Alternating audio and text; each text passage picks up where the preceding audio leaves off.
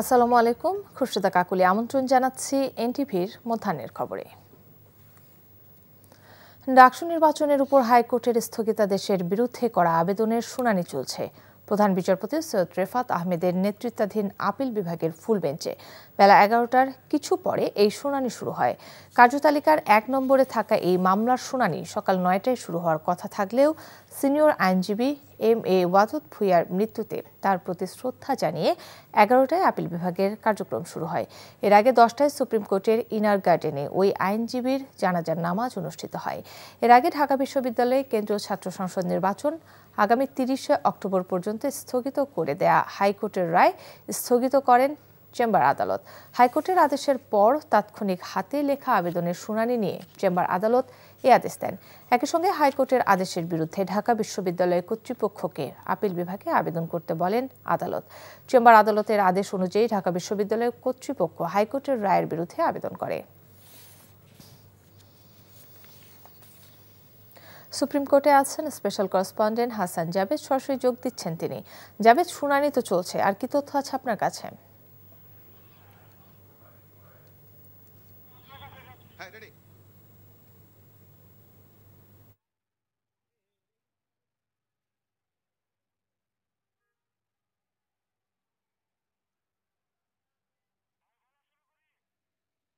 কাকলি, আজকে 11টা 20 মিনিটে প্রধান বিচারপতির নেতৃত্বাধীন যে 7 সদস্যের আপিল বেঞ্চ, সেই আপিল বেঞ্চে ঢাকা বিশ্ববিদ্যালয় কর্তৃপক্ষের যে আবেদন, অর্থাৎ হাইকোর্ট যে ডাকসু নির্বাচনের উপর 30 অক্টোবর পর্যন্ত স্থগিতাদেশ দিয়েছিল, সেই স্থগিতাদেশের বিরুদ্ধে ঢাকা বিশ্ববিদ্যালয়ের পক্ষে যে আবেদন করা হয়েছে সেই আবেদনের শুনানি এখন চলছে। শুরুতে ডাকসুর আইনজীবী অ্যাডভোকেট শিশির মনির তিনি বক্তব্য রাখেন, দীর্ঘ সময় বক্তব্য রাখেন। এই মুহূর্তে যে রিটকারের আইনজীবীরা বক্তব্য রাখছেন। ঢাকা বিশ্ববিদ্যালয়ের আইনজীবীর যে অভিমত, সেটা হচ্ছেন যে রিটটি করেছেন যেই প্রার্থী, সেই প্রার্থী রিটটি করার তার কোনো বৈধতা নেই। কেন নেই? কারণ তিনি তো জিএস প্রার্থী নন। একজন জিএস প্রার্থীর ব্যাপারে অভিযোগ করতে হলে আরেকজন জিএস প্রার্থী করতে পারে, কিন্তু তারপরে যদি করে সেক্ষেত্রে নির্বাচন কমিশন আছে, আপিল আছে, বিশ্ববিদ্যালয় কর্তৃপক্ষ আছে, না হলে সর্বশেষ রাষ্ট্রপতির কাছেও যেতে পারে। কিন্তু সেই সব বিষয়গুলি না করে সরাসরি হাইকোর্টে রিট করেছেন। এটার উদ্দেশ্য হচ্ছে, তিনি বলছেন যে অসৎ উদ্দেশ্য, আবার অর্থাৎ নির্বাচনটাকে বানচাল করা, তিনি যেটি বলছেন। এবং পাবলিক ইন্টারেস্ট লিটিগেশনে কেউ আসতে পারে যদি পাবলিকের ইন্টারেস্ট থাকে, কিন্তু সেইটাও কিন্তু সে আসতে পারে না এখানে।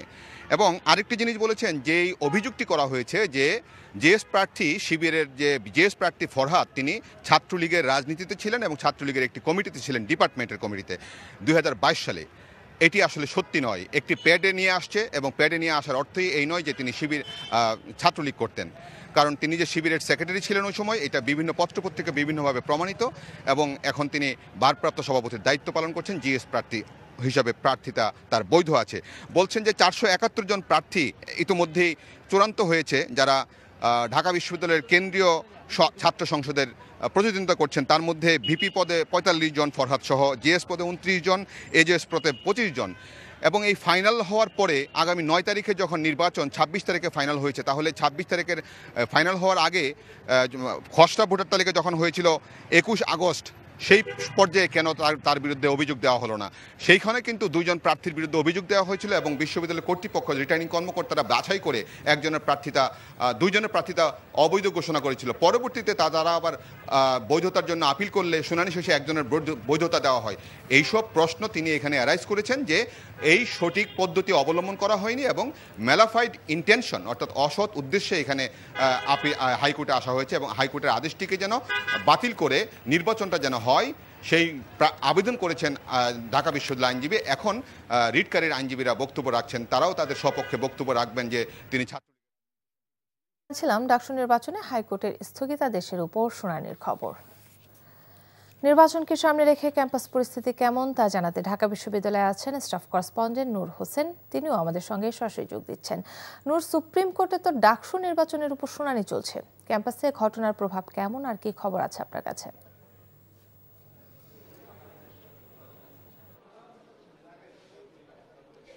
কাকলি, ডাকসু নির্বাচনের যে প্রচারণা, সেটির আর মাত্র 4 দিন সময় আছে। এই 4 দিনের মধ্যেই যারা প্রার্থী হয়েছেন তারা তাদের যে ভোটার রয়েছেন শিক্ষার্থীদের কাছে যাওয়ার চেষ্টা করছেন এবং সেই প্রচারণাটিও আমরা চলছে দেখছি। ক্যাম্পাসের বিভিন্ন এলাকা আমরা ঘুরেছি, সামাজিক বিজ্ঞান ভবন, ব্যবসায় শিক্ষা অনুষদের যে ভবনটি রয়েছে এবং কলা ভবন রয়েছে, যে পাঠাগার বা লাইব্রেরি রয়েছে, সেখানকার সামনের যে এলাকাগুলো রয়েছে সেখানে আমরা ঘুরে দেখেছি এবং সেখানে প্রার্থীদের পক্ষে তাদের যারা সমর্থক রয়েছেন তারা প্রচারণা চালাচ্ছেন, প্রার্থীরা প্রচারণা চালাচ্ছেন, স্বতন্ত্র প্রার্থী যারা রয়েছেন তারা প্রচারণা চালাচ্ছেন। তবে সবার মধ্যে এক ধরনের উৎকণ্ঠা আমরা আসলে দেখতে পেয়েছি। হাইকোর্টে, সুপ্রিম কোর্টে যে শুনানিটি হচ্ছে সেখান থেকে কি সিদ্ধান্ত আসে এই নিয়ে এক ধরনের উৎকণ্ঠা, এক ধরনের উদ্বেগ আমরা দেখতে পেয়েছি। তবে শিক্ষার্থীরা যেটি বলছেন যে কোনো মূল্যে তারা আসলে ডাকসু নির্বাচনটি চান এবং কোনো ধরনের ষড়যন্ত্র, কোনো ধরনের বানচাল করবার যদি চেষ্টা কেউ করে সেটি তারা রাজপথে মোকাবেলা করবেন, এই ধরনের হুঁশিয়ারিও তারা আসলে দিচ্ছেন। এছাড়া বিভিন্ন প্যানেলের প্রার্থী যারা রয়েছেন, স্বতন্ত্র প্রার্থী যারা রয়েছেন, তাদের সবাই ডাকসু নির্বাচন 9 তারিখে অনুষ্ঠিত হওয়ার ব্যাপারে ঐক্যমত্য পোষণ করেছেন এবং তারা বলছেন যে তারা কোনো অবস্থাতেই ডাকসু নির্বাচন স্থগিত করা অথবা পিছিয়ে দেওয়ার কোনো সিদ্ধান্ত আসলে তারা মেনে নেবেন না এবং সেক্ষেত্রে তারা তাদের যেই অবস্থান সেটি রাজপথে জারি রাখবেন।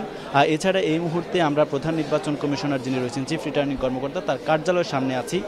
এখানে ছাত্রদলের যে প্যানেল রয়েছেন সেই প্যানেলের ভিপি আবিদুল ইসলাম খান, জিএস শেখ, তানবীর বাড়ি, হামিম সহ তাদের প্যানেলে যারা সদস্য রয়েছেন তারা চিফ রিটার্নিং কর্মকর্তার কাছে একটু আগে তারা প্রবেশ করেছেন।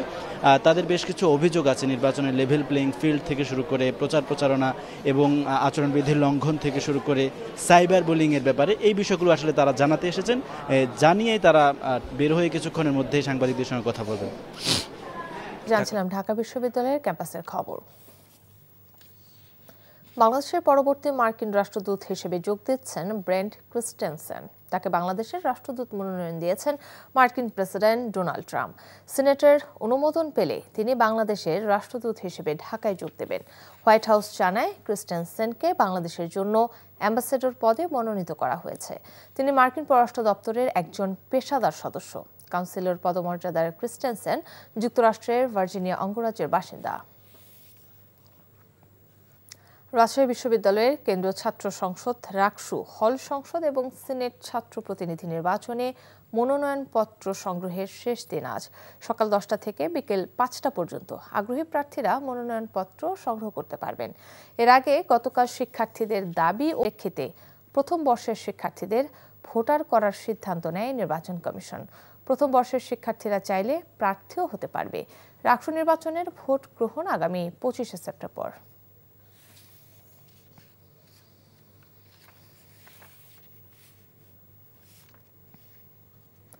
জাহাঙ্গীরনগর বিশ্ববিদ্যালয়ের এক নারী শিক্ষার্থীকে ধাক্কা দেওয়ার ঘটনায় 28টি বাস আটক করেছে শিক্ষার্থীরা। গতরাতে বিশ্ববিদ্যালয়ের ডেইরি গেট সংলগ্ন ঢাকা আরিচা মহাসড়ক থেকে রাজধানী পরিবহনের 28টি বাস আটক করা হয়। শিক্ষার্থীরা জানান, লোক প্রশাসন বিভাগের 50তম ব্যাচের শিক্ষার্থী হালিমা আক্তার টিউশন শেষে সাভার থানা স্ট্যান্ড থেকে রাজধানী পরিবহনের একটি বাসে ওঠেন। ডেডিকেটে নামার সময় ওই বাসের হেলপার তাকে ধাক্কা দিলে তিনি রাস্তায় পড়ে আহত হন। পরে চিকিৎসার জন্য তাকে সাভারের এনাম মেডিকেলে নেওয়া হয়।